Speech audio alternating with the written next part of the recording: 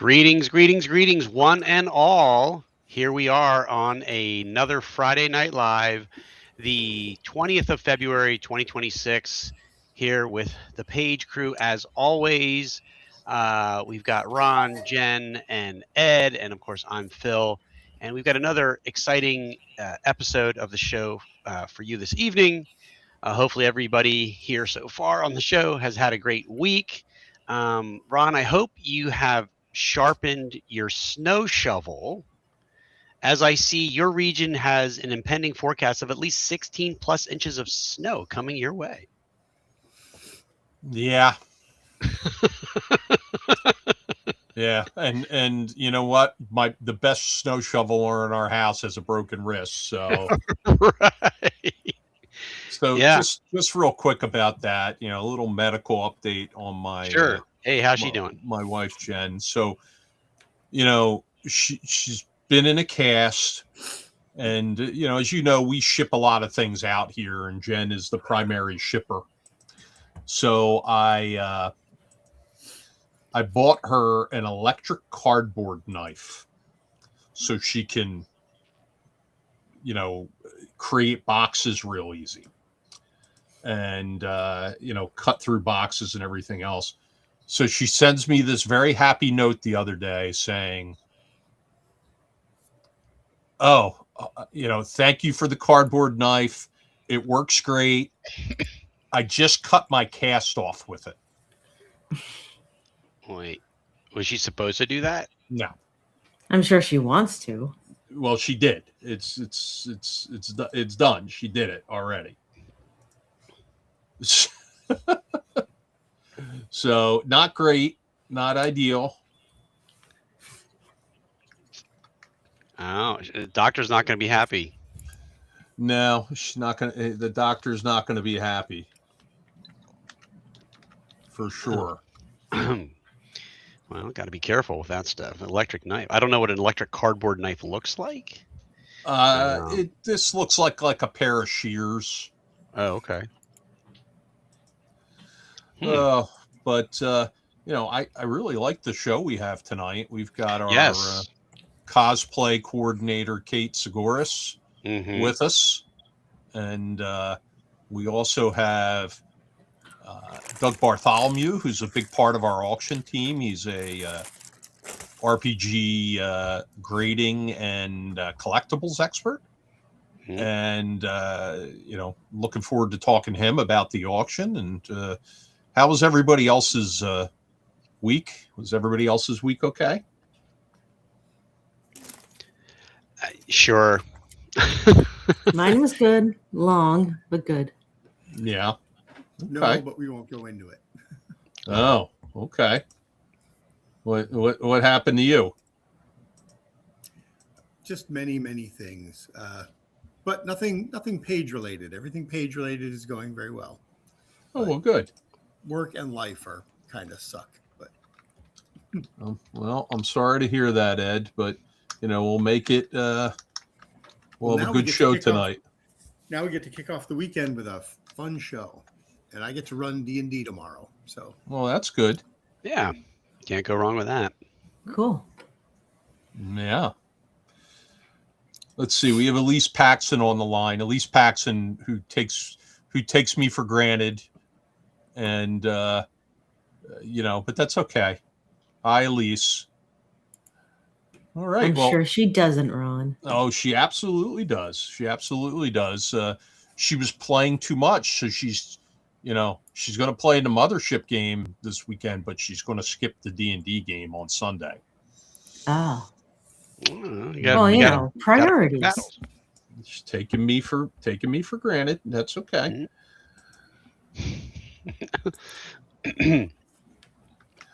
Hey, too much of a good thing.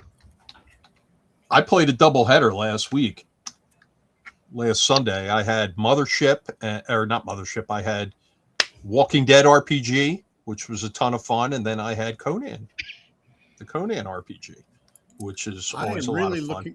I'm really looking forward to trying out Conan. Everything you've said about it sounds really great. Wow, how long are your sessions? Well, they both went about 4 hours, so they were good. Mm-hmm. Yep. Yeah, that's right. Shame. That's right. Ed Lopez is shaming Elise as well. She should be shamed. But I do want to congratulate her. She started a women's gaming group here in South Jersey, and Yay. they had their first live game on Wednesday. Elise DM. Awesome. She DM'd Tomb of the Ancient War King for Ooh. them, but she told me nobody died, which means she didn't do it right. So she'll get better next time. The object is not to kill people, Ron. No, it's just a byproduct of what happens. Oh. All right. So let's go ahead and we're going to bring on Kate Sgouros first. And she's going to talk a bit about the this past Page 3's costume contest. And she's going to talk a little bit about what she has in store for both Concoction and Page 4. Sounds good. And there she is. Hello, Kate. Hello. Hey. Hi, everyone. So I'm pleased to announce that we pretty much doubled the number of entries from last year into this year's Page 3. So we went up to, it was around 16, 17 entries. And I believe last year it was about 8 or 9. I'll have to double check. So we doubled it. Hopefully we can keep growing again next year. And we have a little bit of restructuring in mind going forward to the contest. Nothing major.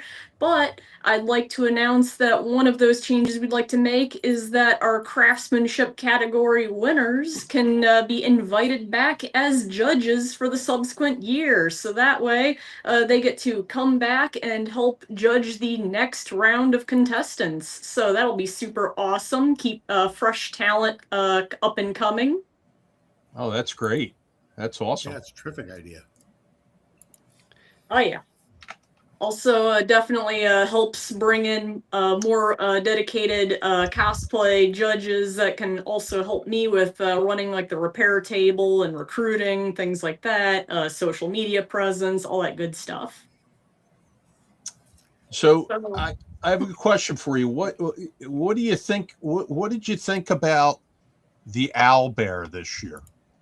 The giant owl bear. Oh, intimidating. I mean, only because, come on, I spent most of the weekend dressed as my cleric from Dungeons and Dragons. I mean, I personally never encountered any owl bears during that particular campaign, but my character, she would have been a friend to an owl bear if it would have been a friend back. So I think in another world, they would have been friends. Do you think so? Let's delve into that. You know, I always thought owlbears were like, they're not really natural beasts. They're monstrous, like magical creations. Like where did they start becoming? Where did they start becoming? You know, like natural animal monsters that druids can turn into? I think that just kind of comes down to if the DM said so. I mean, weirder things have happened. In that same campaign with my cleric, my party also befriended a family of Remoras, which are definitely not regular creatures, as well as magical singing lichen, which my DM immediately regretted that decision because we tried to make the lichen a recurring character, and he absolutely hated having to improvise show tunes because they sung exclusively in show tunes. That's awesome. Some liking it hot. Oh my goodness. So I had to actually do some work during the cosplay contest, but I got to see a bunch of the pictures, and it really seemed like people were having a lot of fun. Oh yeah. I think somebody circulated a bunch on Facebook, which was great. There were many. The owlbear was the most photographed thing at Page. Yeah. I've actually seen the owlbear in a bunch of people's profile pictures now. Like their permanent profile pictures on Facebook is them with the owlbear at Page. So that's pretty cool to see. You know, there was a picture of Jen Cash sneaking a kiss with the owlbear. Really? Off to the side. Yeah. Really? Yeah. Oh, goodness gracious. Yeah. You know, It was very scandalous. I don't remember that. Oh, no. Was I drunk at the time? 50-50 shot.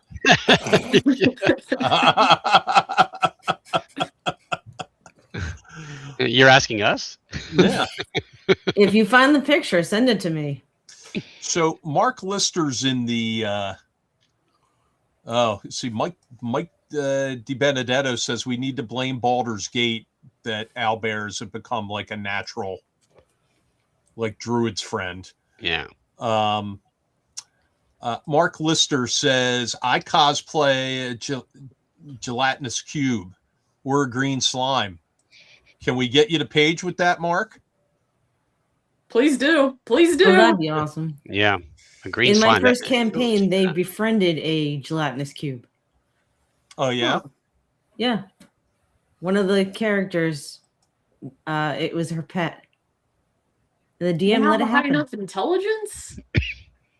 Probably not. Do you guys remember Lawrence Schick?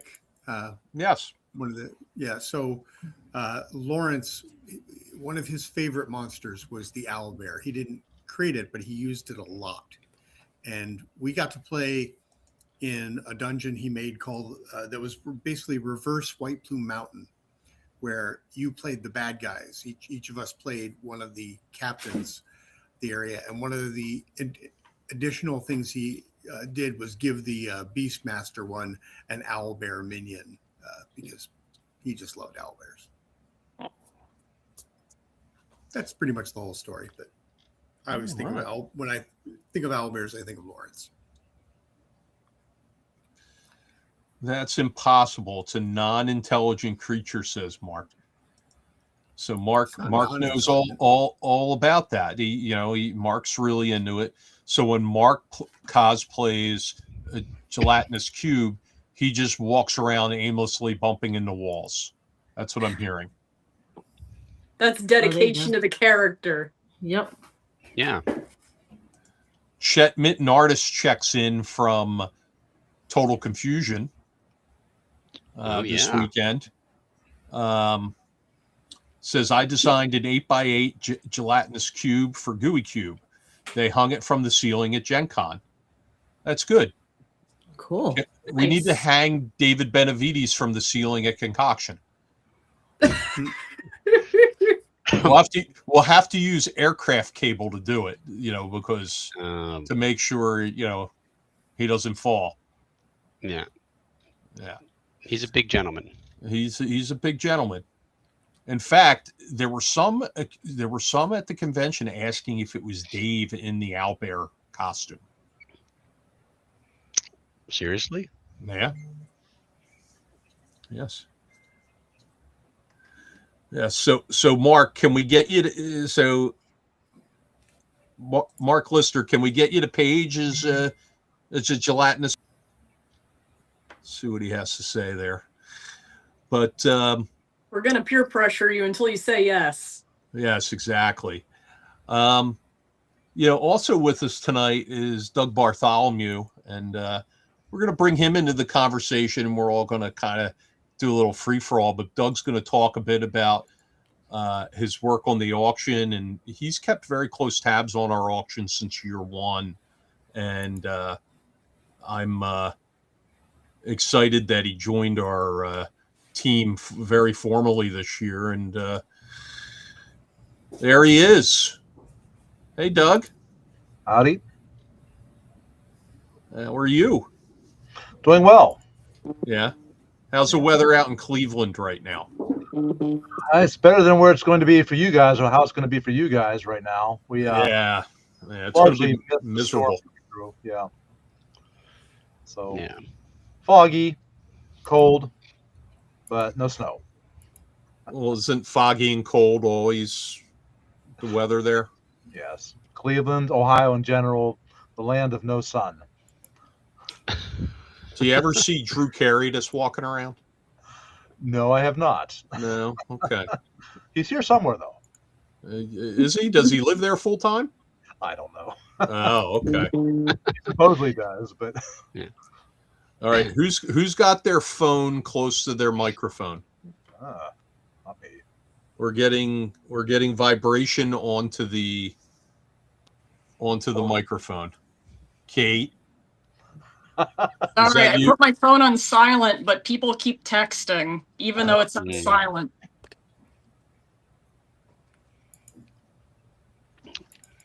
I'm sure it's fine now. All right. There's a little note saying that people cannot hear Ed. Can you hear me now? I don't know. He sounds fine here. How about now? How about now, Stabby?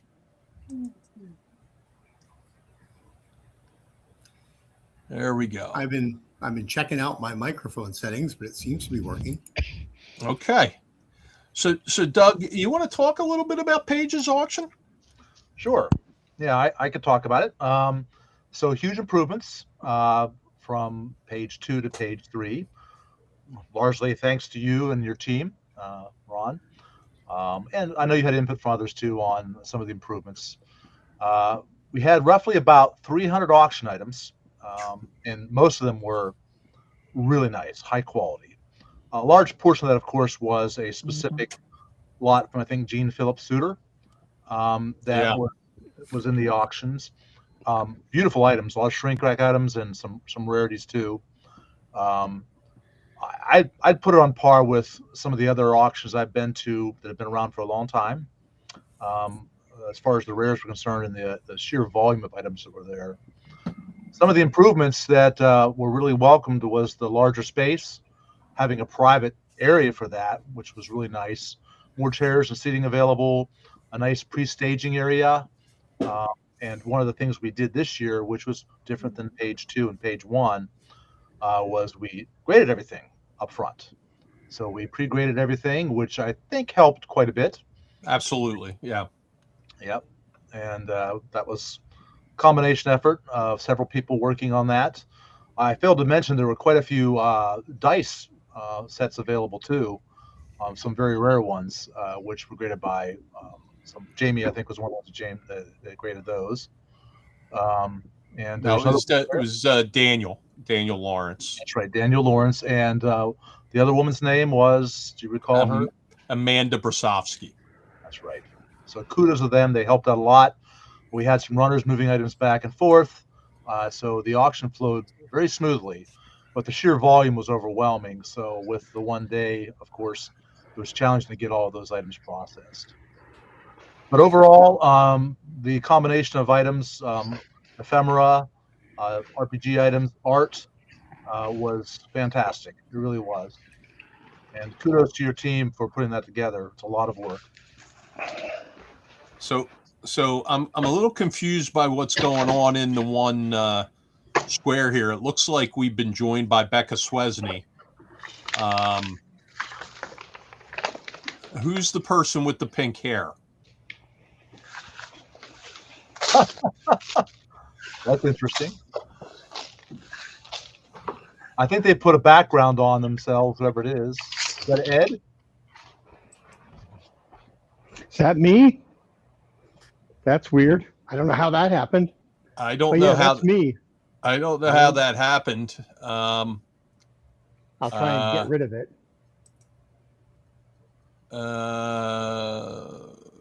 You look at your background. You might have changed your background or character.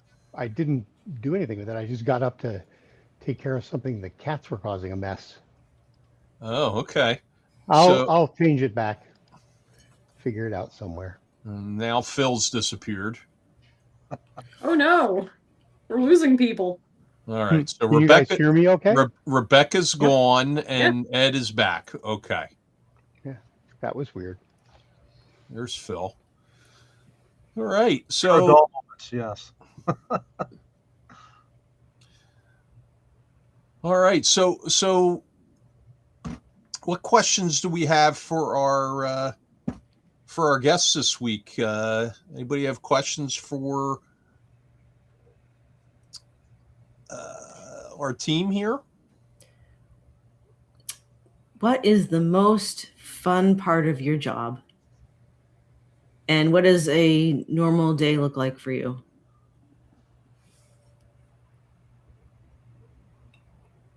Who's the question for? Both of you?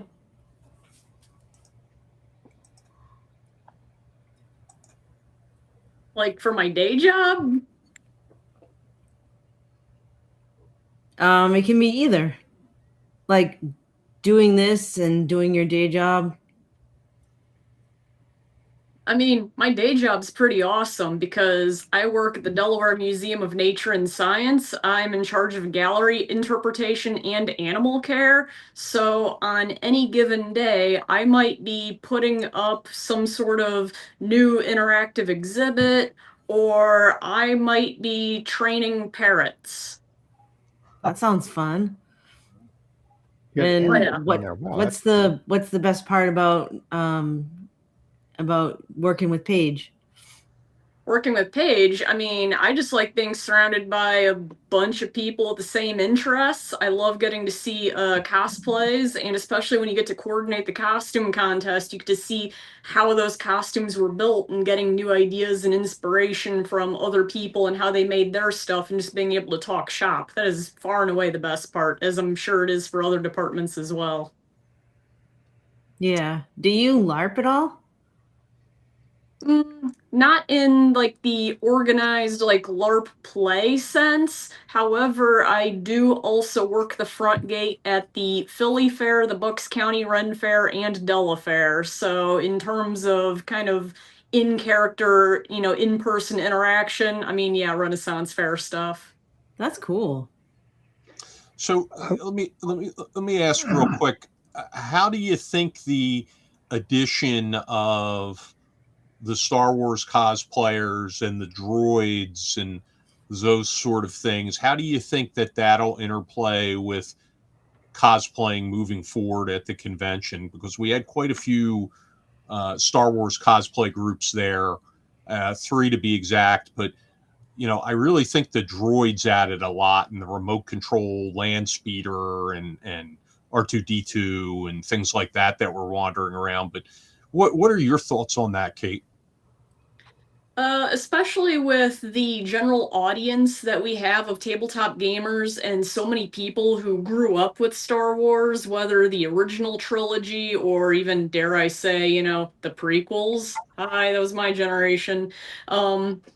Not so much the sequels. I guess they're still up and coming into the gaming space. But for a lot of people that grew up with Star Wars, this has kind of always been a presence there.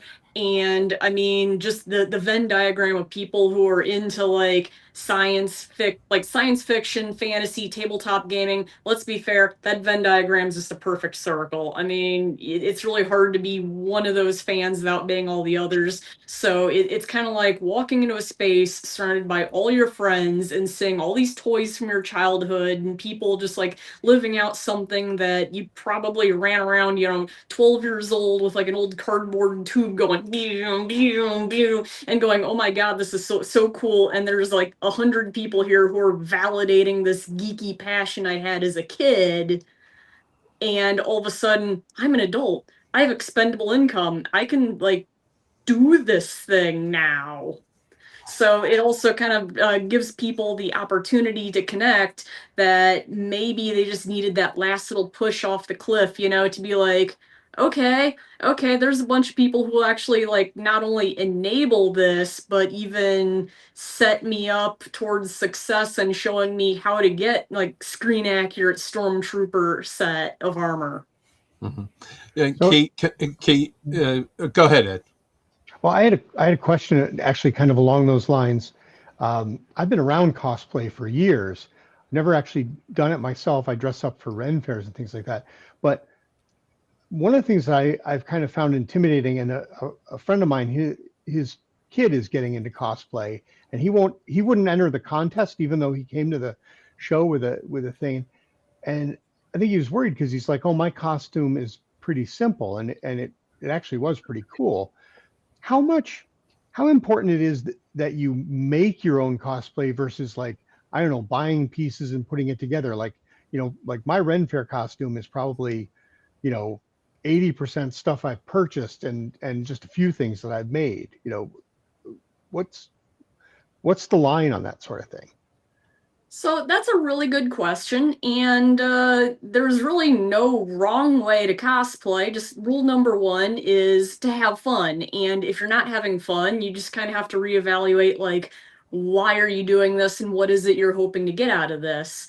Now, in terms of like competition, uh, that's where things get a little bit weird because, you can completely enjoy cosplaying just for the fun of putting on a costume and acting as a character and having fun, and not necessarily to try to get competitive, to make your own stuff and to, like, try to win awards and, get all the internet clout and cool guy points or whatever. I mean, for some people, yeah, that's a blast, and that is what what those people really want to do. But for other people, if you would really rather just, go on Amazon, buy a costume, have it show up 2 days later, and then just put on the outfit and walk around and have fun and not have to worry about, whether or not your stitching is straight and everything's painted perfectly, that's okay too. So it's really kind of different things for different people. And even within the costume contest, that's why we included a new the audience choice division that's not based on craftsmanship. Anyone, whether or not you made your costume or you bought it from someone else, or it's just entirely thrifted, repurposed pieces, anyone who wants to can compete in that category. And then it really kind of comes into how well can you bring that character to life and have that stage presence where you're impressing the audience enough to then kind of vote for you based on that. That's great. I will tell him, because the thing is, he role plays his character really well. It's a character named Sans from Undertale. Got a big, yeah, I love that game. Head. Yeah, and he I 3D printed it, and he helped paint it, and he put the rest of the costume together, and he wore it at Page, but he wouldn't enter the contest. I was like, you should go up on stage. People love it. And the thing is, he does a great impersonation of Sans. So. Yeah, and then sometimes you have to consider it's not always about trying to win an award. A big part of the contest is, like, if you have just the expectation, I'm just going to go and have fun, then it doesn't matter if you won a single thing or not, because did you have fun? Okay. Yeah, and I don't think he cares about winning. So that's great. I tend to think that, however, going back to the beginning of this part of the discussion, if Kate had a cardboard tube in her hand right now, she would be swinging around making lightsaber noises. That's one. And yeah, exactly. And two, Kate, your generation is responsible for Jar Jar Binks. So let's just be clear about that. When I was, I was like 8 or 9 when episode 1 came out, and yeah, I actually really did like Jar Jar. Sorry. Listen, you're just a bad judge of character. What do you want me to say? Yeah, right. That's why I hang out with you, Ron. Yeah, well, that's why you play in our game, right? So we do have a question for Doug here. Stabby Jen from Phoenix, Arizona asks, Doug, what do you enjoy collecting? Well, quite a bit, actually. I've spoken with you about this, Ron, but I started really with the TSR line of products and expanded out to pretty much all RPGs within, like, the Dungeons and Dragons style. Right. Although I do collect science fiction and Western and top secret, but pretty much the whole genre I do collect, and miniatures too. They're kind of adjacent to that. So I don't really have any restrictions on what I collect.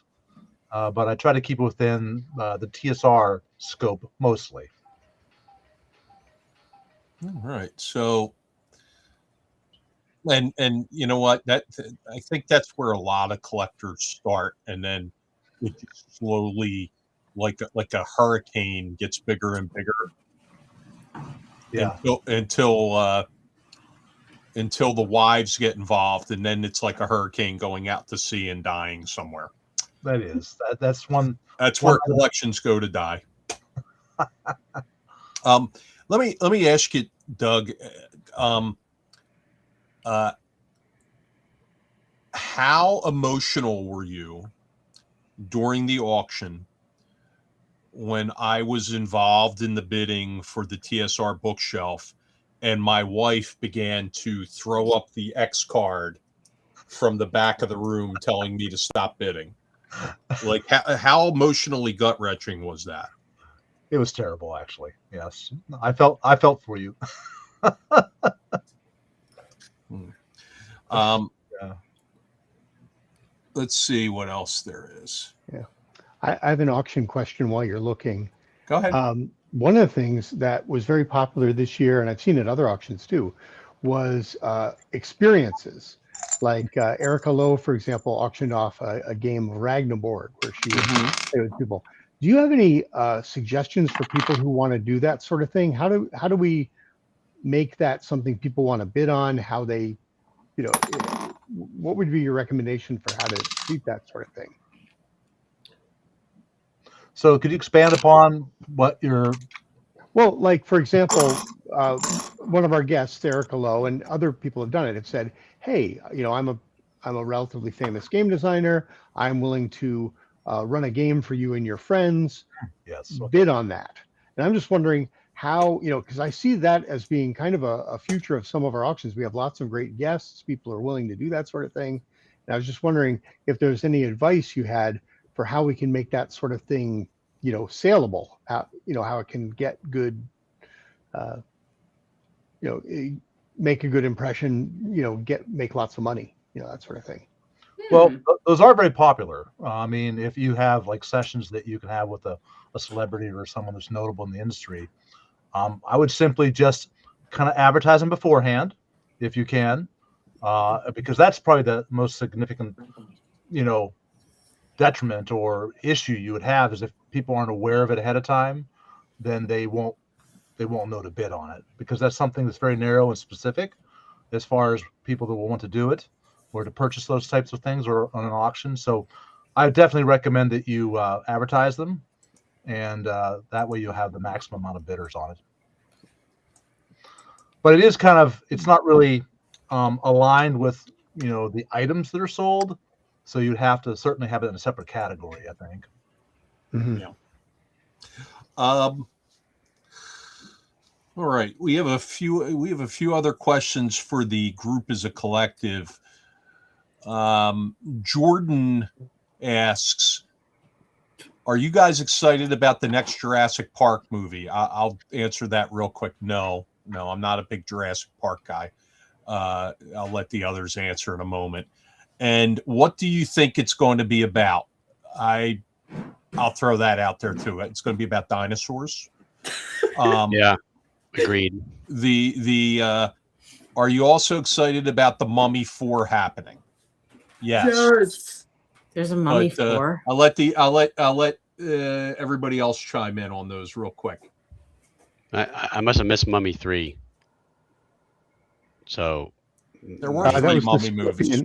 That was the Scorpion King, the one with the. Okay. Yeah, I didn't see that one. Then I did see that one. So yeah, sure, why not? Yeah, I'm interested because I like Brendan Fraser and Rachel Weisz. I like him too. I was kind of disappointed that Rita Wise wasn't in that one. No, no, that wasn't the Scorpion King.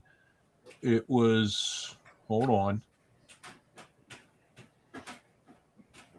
It was the Mummy Returns, and Tomb of the Dragon Emperor.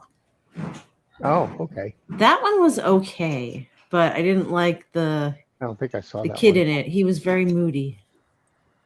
And then, After another movie. Let's see. I'm glad Rachel Weisz is back, but I kind of like Maria Bello. Yeah, I'm kind of a Maria Bello guy. One of the things, I don't think I've actually seen any Jurassic Park movie beyond the first one. My wife and I got to see the first one in a drive-in theater, which was a very fun experience. Definitely a drive-in type movie. But I don't think I ever saw any of the other ones. I probably saw them, but I don't remember much of them. I don't really do a lot of action movies because they're not really described very well. I've seen the first 3, but none of the recent Jurassic Park movies, which admittedly I would like to catch up on that. It's just, so many games, so many, video games and books and TV shows, and not enough time to consume all of the pop culture. I will say, if you haven't caught the new 6-episode Game of Thrones show, I would highly recommend it. It's very good. I couldn't get into the regular Game of Thrones show. What? This is only 6. Wait. What did you just say? Yeah. What did you say? I'm sorry. I tried. I couldn't get past season 1. What kind of monster are you? The good kind. All right, you have to give back your nerd card right now. Leave it on the desk there. Nah. No, I'm nerd through and through. Well, perhaps you should watch season 1 again, because that is probably the toughest one to force your way through, and then once you get beyond that, it really does pick up. And you get. All right. I'll give it another shot. Yeah.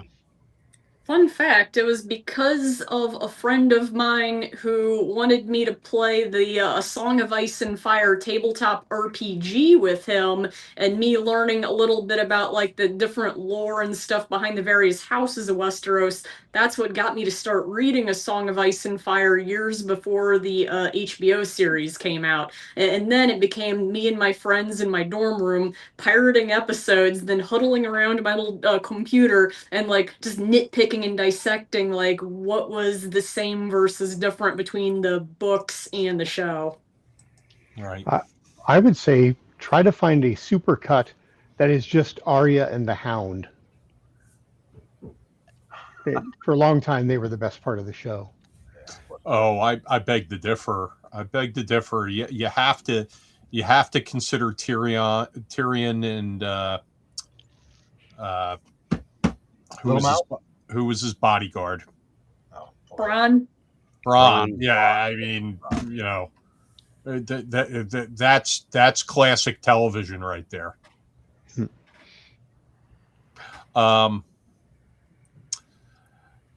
Let's see what else we have here. Elise Paxson says she's psyched for The Mummy 4.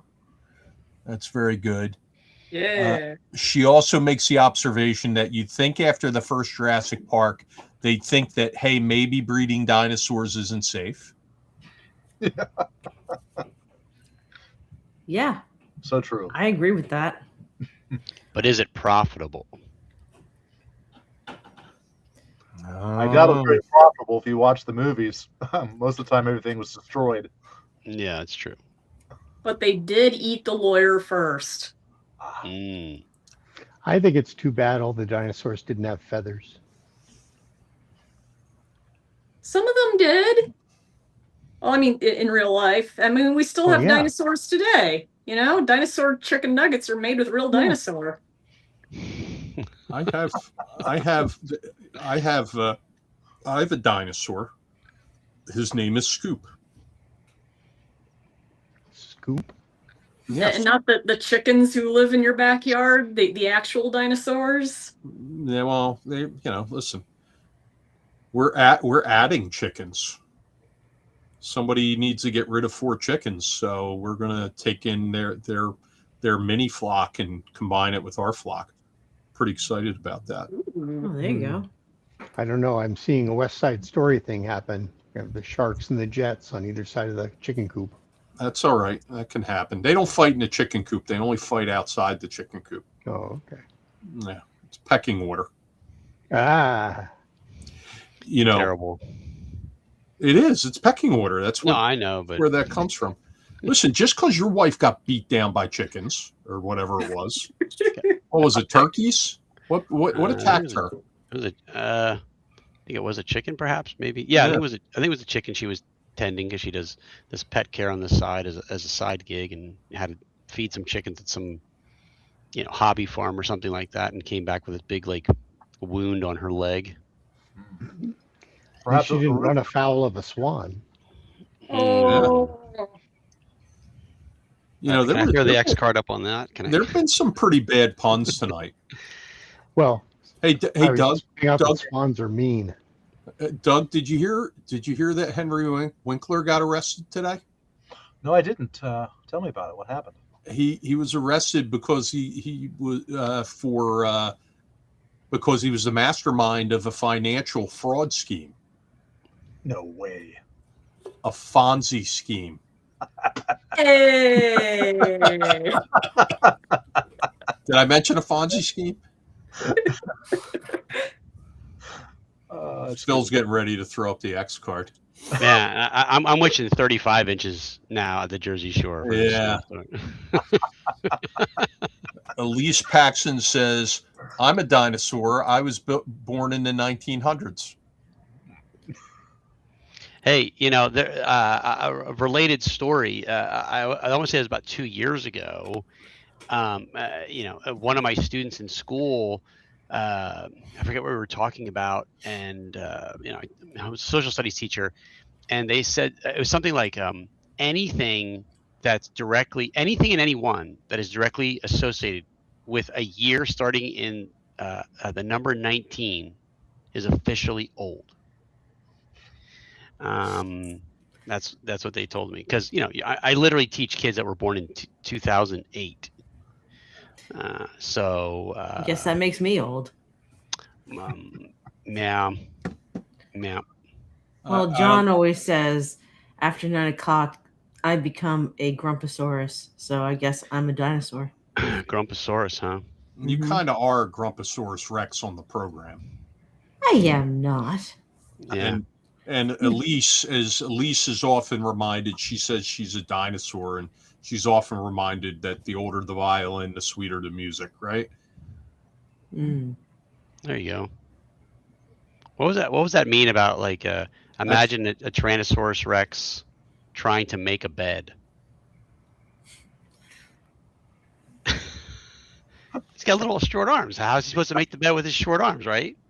Mm. No? Okay. This show's going completely off the rails. We used to have a joke in Torg. It had an area called the Living Land, which was all dinosaurs, and the original idea for the saurian creatures there was that they would be based off Tyrannosaurus Rex. But then the joke was that the High Lord couldn't eat French fries because he couldn't reach his mouth. Mm. Well, Elise, tell everyone, if whoever calls you a dinosaur, tell them that they're going to get your ass kicked. So this just came across. The guy in the green shirt looks like an older version of Angry Joe. Really? So hi Jordan. My name's Ron. I'm the organizer of the Philadelphia Area Gaming Expo, otherwise known as the guy in the green shirt who looks like an older version of Angry Joe. I'm looking at Angry Joe right now, and I do not see the resemblance. Okay, there is no resemblance. You got to share that picture. Yes. There Okay, no.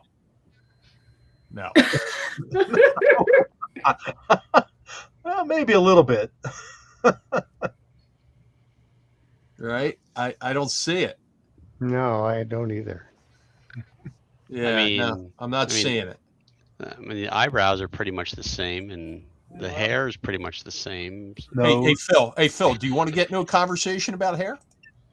We can get into a conversation about hair. Hey, I don't need to worry about I'm happy hair. I'm happy to discuss hair with you. Anytime you want to discuss hair. Angry Joe or Angry Ron? I don't know. What? Oh, I don't know.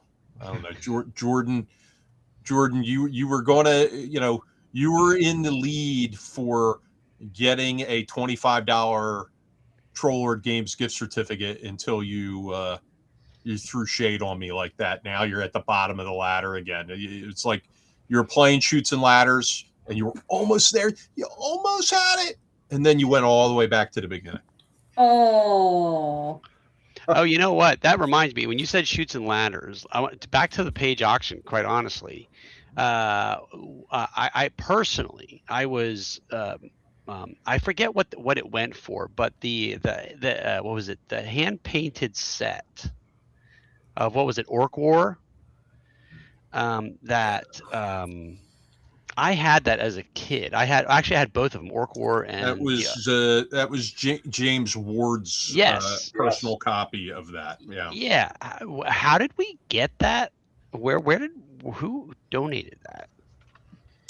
Stephen Reeder had it. Okay. And he and I talked about it, and I twisted his arm into sending it to us, and I in return sent him an unpainted version of that. Okay. Plus some other stuff because he wanted to paint one. And I'm like, you're not painting Jim Ward's already painted one. Yeah. Yeah. So I went ahead and coughed one up. I've got a question for Jordan Belize, whatever that says. Jordan, how old are you? Because you're dealing with people on this call, with the exception of Kate and Jen, that are like in their 50s. We have no idea who Angry Joe is. And we have no idea. Yeah, he used to be a part of Channel Awesome. Well, what in the F is Channel Awesome? This is Channel Awesome. And I don't remember any Angry Joe guy being a part of this channel. I have no idea who Angry Joe is.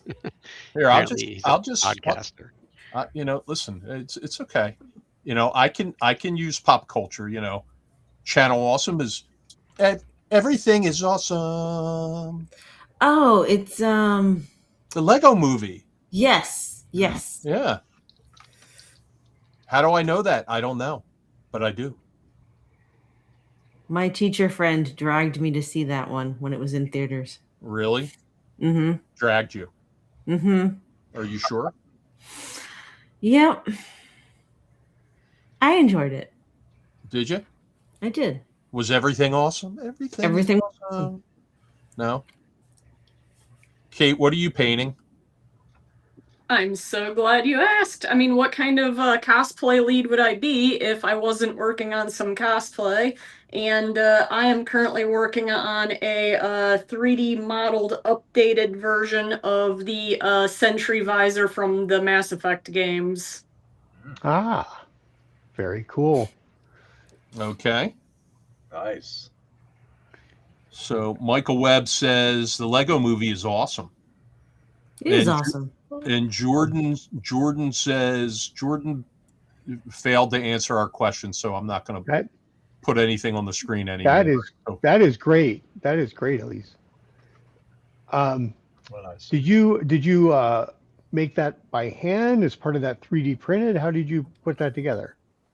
So the visor itself, there was a seller on Etsy who makes this part that has the clear acrylic, but the part that actually... Can we go back? What did you call her? Did you call her Elise? Oh, I guess I did. Yeah, sorry. Okay. It's okay. Go ahead. Go ahead. They both have chartreuse hair, so it's an easy mistake. So this I'm part horrible I with names, purchased too. online, but these parts, the side bits, these are custom modeled and 3D printed by myself. I have not put the file up for download yet, but as soon as I finish making my own copy, I will be putting the files on Thingiverse for anyone to download. Nice. That's great. Nice. Yeah. Hey, are we doing? Are you guys doing cosplay stuff at Concoction? Is there going to be any major effort for that? There is a LARP. There is a LARP at Concoction and a mega event. We're gonna have Mystic Realms there, which is pretty neat. Yeah. So What is Mystic Realms? it's like a LARP group. Kate, we're gonna have to get me a costume, so I will wear a costume one day every year at Page, but you're gonna have to help me put something together. All right, happily. Or should I call you Elise? Hey, you can call me anything, just not late for dinner. All right, Jordan says she's 33. That puts us all in perspective. I don't know, I'm 37 and I've never heard of the Awesome Channel or the other dude that Ron was being compared to, but I mean, I also kind of like live under a rock, so. I mean, normally I'm compared to people like George Clooney or Brad Pitt or, people like that. Shit's getting deep tonight, man. I'm pressing X to doubt. Well, I'll live under the rock with you because John says I live under all the rocks because I don't know any of the popular music or movies or anything. So you're in good company. Well, does that mean is that where you found John to marry? No. Found him under a rock? I found him actually on a dating site, believe it or not. I don't believe that. It's true. What dating site? Were you on Tinder? Were you on Tinder? Okay, Cupid. No, Tinder never. You weren't on Tinder? No. How's that work? You swipe left or swipe right? How's that That's work? Tinder. Okay, Cupid is like, it's different. You can talk to whoever you want. No. So you had a bunch of guys on the line at the same time? You got a bunch of guys on the hook at the same time? No, actually, he was the first one I met. Whoa. One and done. Nice. Really? Well, I had a couple of relationships first, but. Oh, whoa. When I went back, he was the first one. This is getting racy. This is a little racy. I it's don't know. Fine. I don't know if I want to go. I don't know if we should go down this road. We'll get demonetized. Just put up the X card. Bad enough when we had the Matt John on last week. Apparently, it's not a problem to say sit on when you're in Canucklevania, and he kept dropping the SH bomb last week. Oh boy. Oh, I remember that. Yeah. Though it was a good interview. He was a good interview. So. Yeah, I wasn't there. I listened to it the next day, and it was very interesting. Yeah, no, it was good. All right, let's talk a little bit. Look, we got George Mooney, we got Derek. Hey, Derek, how are you joining us? I thought your electrical box blew up. He could be on his phone. I think he said he had somebody who was going to come out and get it fixed. Oh, okay. All right. Well, all right. So we've had a lot of people stopping in tonight. Still winter. Slow. Last weekend was busy, I think, for a lot of people. Oh, excuse me. Hey, Derek says the power just came back on a few minutes ago. And what did That's he do? always a good thing. He went, "Hallelujah! Let there be light." So Ron already told us, but what's the next game anybody's playing currently? Like next on your schedule? Star Wars. When are you playing Star Wars? Next week. We're taking tomorrow off. Usually we play Saturdays. Okay. Is it a campaign then, I guess? Mm-hmm. Yep. It's Which, been, we started in June and we're still going. Which system? Huh? Which system are you playing? Oh, FFG Fantasy Flight. Okay, with the funky dice. Yep. Okay. We love it. Yeah. I have a friend who was the art director on that. Oh, cool. Ed was reaching and hoping that you were going to say West End Games. By the way, Ed, I had no idea West End Games was still in business. Well, they've come back a few times. It has nothing to do with the original company. Okay, because I picked up the Planet of the Apes RPG, and that's West End Games brand. Yeah, that sort of surprised me when I saw that. I think it was Gamehole last year, but yeah, no, they Scott Palter, the original owner, passed away a few years ago. It's just the IP and the name have been bouncing around. I had no idea that it was back at one point. Nice. Phil, what's your next game that you're going to be playing? I'm still in a very, very, very long running 5e campaign that we're finishing up probably in the next couple of months. But I'm already kind of thinking in the back of my mind, like my home group is very, very casual. And there's a couple of other folks that live nearby me that I want to get into a more of a, I don't want to say hardcore, but like more potentially serious campaign. You think after 5 years, people would still remember what's actually on their character sheet. Yeah. Yeah. So it's like, I run the game. That's a reflection of the DM. Oh, okay. Who's running that game? I'm running that game. Oh, okay. There it is, right there. I'm running that game. I got you. Yeah. No, it's very nice people. It's just they're just friends of mine that play, but extremely casually, and don't go to conventions, and they're close friends of mine. Like, oh, sorry, we're not interested in even my own convention. So I was like, it's time to up the ante, if you will, a little bit. So I'm eager to finish that off, and then maybe move on to something else. I got a lot of ideas about stuff I'd like to try out. Actually, matter of fact, I'm reading. This is what I'm reading right now. So I literally sitting next to my reading Sick of Switch right now to get familiar with the system. Justin's going to be running that tomorrow, same place I'm running D&D. Oh, okay. Unfortunately, he's doing it at the same time, or I would have played in it. I have a little interesting announcement for you. Okay.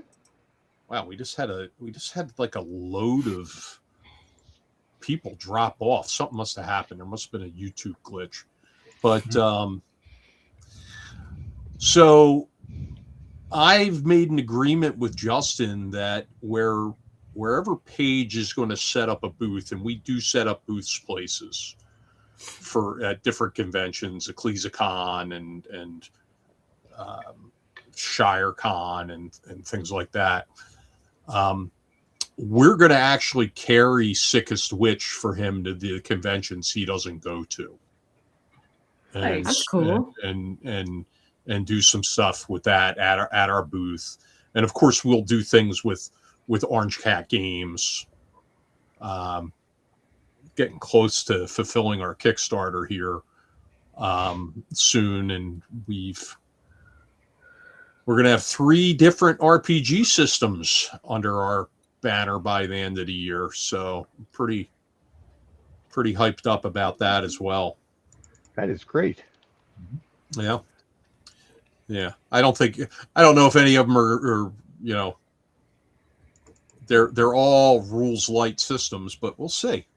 I'm pretty excited about that. And you were asking about games we're playing, and I mentioned we're going to be playing Mothership for the first time, and that's more of a play test for John Centillis, the GM, because he wants to run it at Page.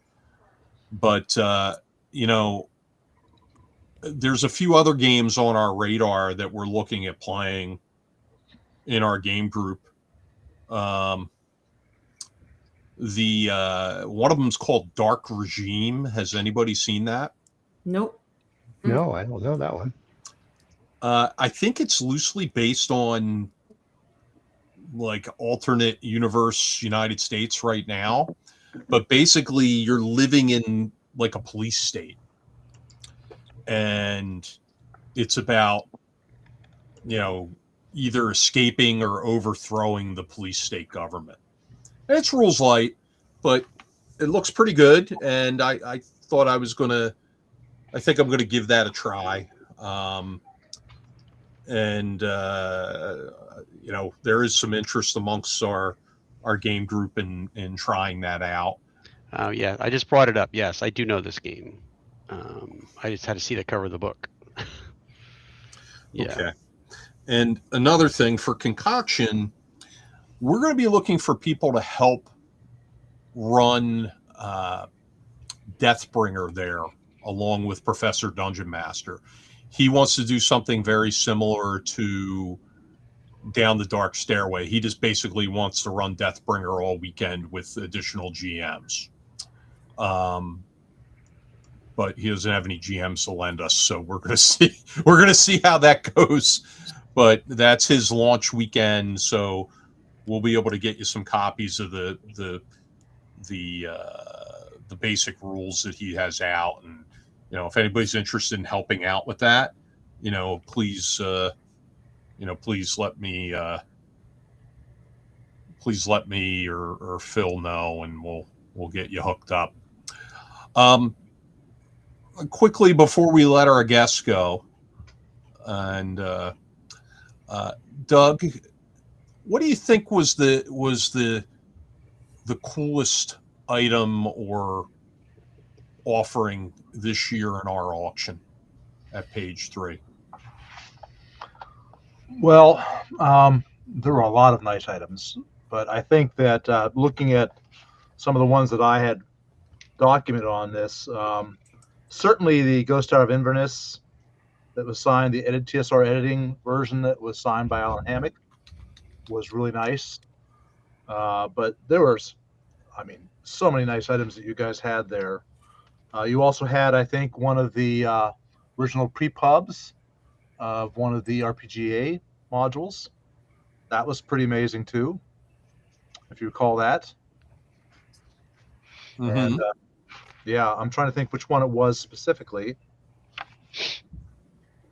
You're talking about RPG. Yeah, it was Frank Menser, I think, had signed it too, correct? You're talking about this. Hold on. You have it?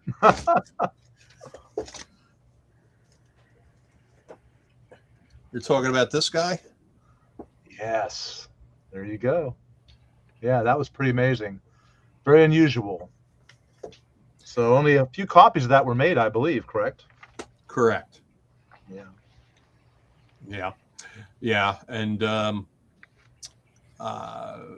there were some really great items. I can tell you one of the things we're going to do every year, and I've already bought it for this year, is we took a giant 20-sided die and we had guests sign different faces of it. And we had guests sign a lot of things, posters and DM screens and everything else. But I think the 20-sided die was really a neat thing as well. So, but it raised a lot of money too. I think it went for quite a bit. Correct? It did. It went for quite a bit. Absolutely. Yeah. All right. So with that, Kate, what would you like to see? What would you like to leave us with? And I'm going to ask a question. What would you really like to see as a costume this year at Page or Concoction? What would I like to see as a costume? Yeah. I mean, I'm not picky. However, I really love original characters. I would love to see people who are ready to roll some D&D as their character. I love that. I love seeing that. Of course, I'm not gonna be too picky. If you want to be a superhero, if you want to do your favorite anime character, I want to see all the costumes. But I love seeing like original creations, stuff that you can't just like go on Amazon or AliExpress and just buy something, even if it's thrifted, even if it's commissioned. I want to see like, tell me about your character, your bard, your wizard, your druid, your whatever. And not just D&D, any system. All right. Well, that's a great idea. All right. Well, listen, thank you, Kate, and thank you, Doug, for joining us tonight.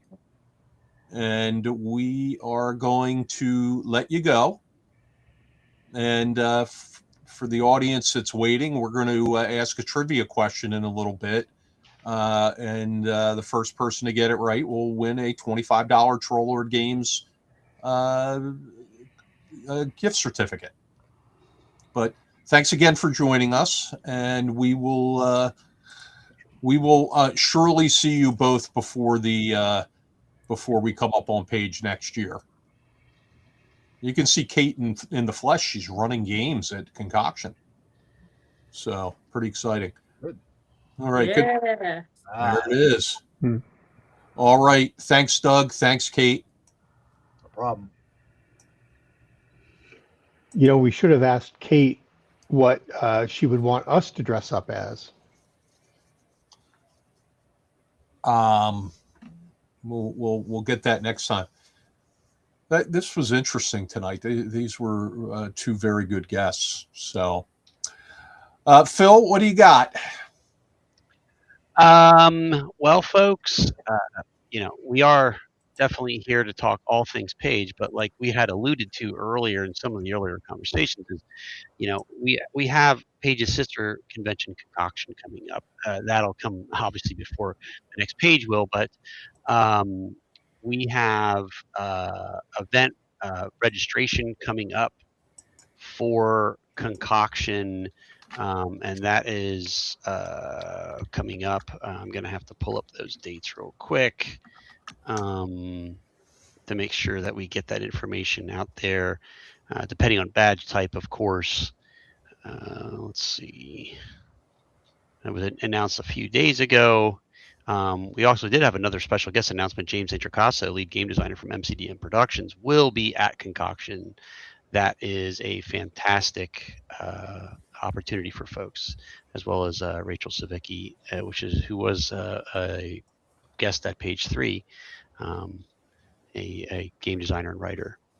I'm scrolling back through your announcements here, Ron, from the page to try to find it, because we want to get those dates down to folks. Ooh, I know you posted them in the group. What are you looking for? Special guests or the dates? No, the event registration for Concoction, when people can start choosing events. Oh, I just can't seem to find it. I don't know where it is. Do you remember off the top of your head? I don't remember the dates off the top of my head, but I'll find it. Yeah. Well, the important thing, folks, is that it is coming up. Here it is. I have it here. All right, go ahead. Top supporter badge holders can start selecting events on Friday, March 13th. There you go. 2 weeks from tonight. Or 3 weeks from tonight. 3 weeks That's from real tonight. close. Yeah. Friday, March 20th for VIGs. Weekend badge holders, GM, staff, junior adventurers, and special guests, Friday, March 27th. Then all other badge types are April 3rd. So yeah. Yeah, I'm pretty we're ahead of where I thought we were going to be for Concoction. in terms of attendance, and considering there's like 5 other conventions running that same weekend. Yeah. It's I'm happy with where we're at, and I'm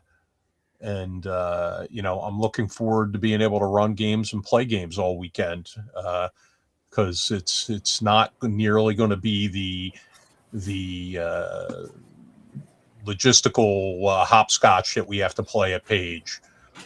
This will be a lot more laid back and a lot more fun. And if you want to get into games with me and me and or Phil running events, then by all means be there. I mean, and come join us and have some fun with us. We'll be there to interact with you. We won't be running around with like chickens with our heads cut off. So it'll be great.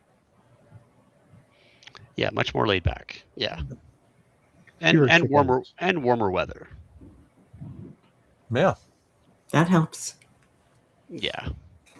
So, something else we have going on is, we're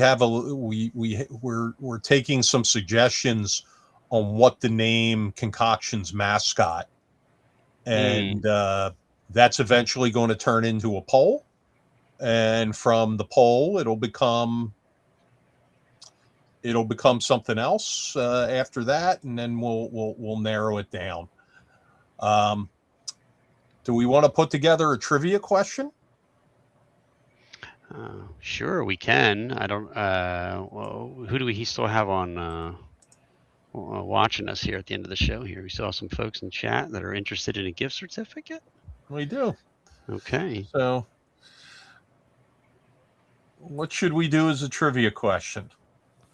Well, I mean, I know it was last week, but maybe a Conan piece of trivia. I don't know.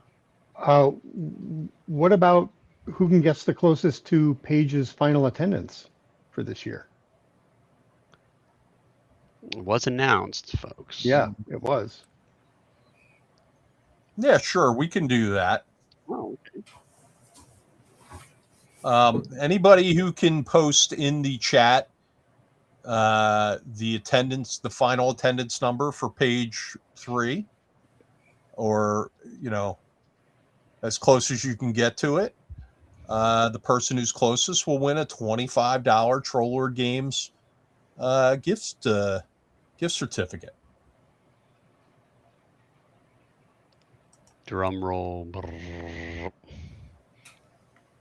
If you don't know, folks, it can't hurt you just picking a number.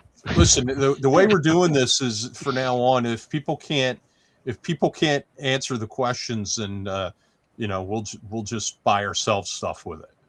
Mm-hmm. Yeah. So please put in $1 million then, folks. Yeah. Anybody want to take a guess at that? Someone must want to let their fingers do the walking. 3,200 says David Musgrave. It says 3,200. Ed Lopez says 3,800. Okay.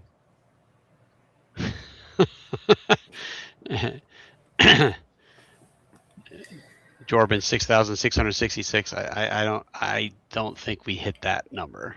Might be a little on the high side. I thought it was closer to 3,000. No. Yeah. 3,170 something. Okay. Hosts cannot win. I know. Spaghetti Western says 2,700. Actually, that is not the closest number that's been guessed to date.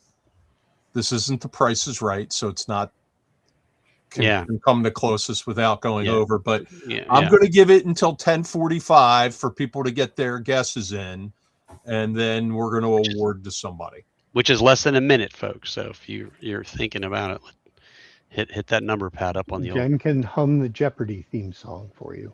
There you go. one of those numbers is relatively close. Michael Doherty. Michael Doherty says 2,999. And it is 10:45, and Michael Doherty is the winner because our total attendance this year was 3,075. So congratulations, Michael. Coming in right at the end there. You have Awesome. Yeah, he sniped it. It was like a YouTube like an eBay snipe. eBay snipe. I was going to say, yeah. No, too late. You were too late there, Jordan. You're out. So Michael Doherty is the winner, and Michael, I will send you a code, and you'll be able to use that online. And what do you guys think, Jen and Michael? Do you think we could get enough people with sight impairments to put together a full game next year? That would be fun. Okay. Well, I'm going to leave it to you and Michael to find 3 others to add to the game. What game are we playing? Whatever you guys want. I'm not going to decide. I can talk to my contact at the high school. I think one of their players that they brought down was visually impaired. Okay, cool. Yeah, maybe we can get the gentleman who owns Game Masters out in Pittsburgh to come this year. Oh, that'd be nice. That'd be fun. Yeah. All right. So congratulations, Michael. I'll be sending you a code. For the rest of you, sorry. Better luck next time. We do have an announcement to make, which I'm going to put up formally on Facebook tomorrow. But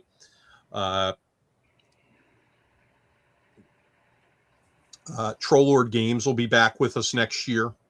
Yay. Entering our vendor again. So that's good news. And we have some other big news coming up very soon about another publisher that is going to be joining us next year. So cool.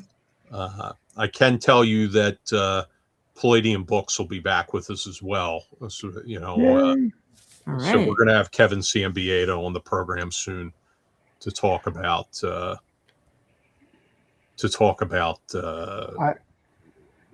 I think it's great. I think it's great that we're only a little bit more than a month away from Page, and we're already having big announcements of guests who want to return, exhibitors who want to return.